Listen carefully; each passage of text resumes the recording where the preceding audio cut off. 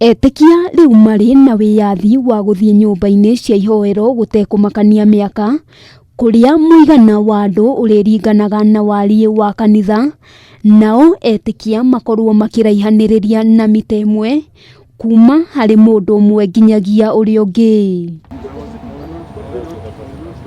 Ni kuringana na ndumiriri iria irekereirio ni kanju ya atongoria a kidini iria ikoretwo igitabarira kuhingurwo kwa nyumba cia ihoero, guku ikiuga mundu murwaru ndabatie guthii kanitha na gutire igongona riongereirwo ni gukiria mathaa meri.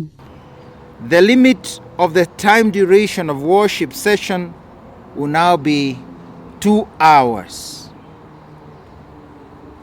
We will now welcome the elderly over 65 years and the young ones under 6 years to the worship.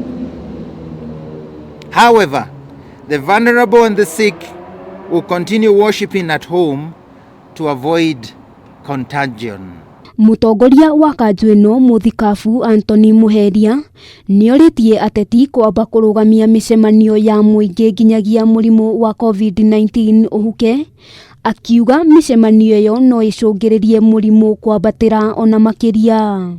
On behalf of all religious leaders in this country, we here as the Interfaith Council wish to appeal to you, our dear political leaders, that we should not gamble with the lives of Kenyans.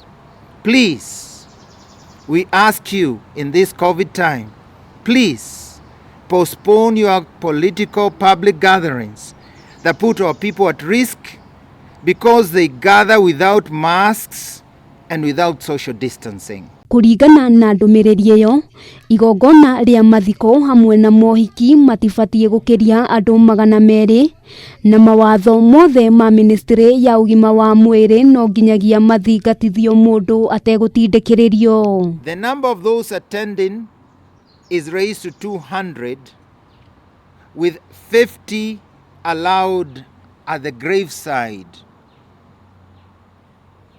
3.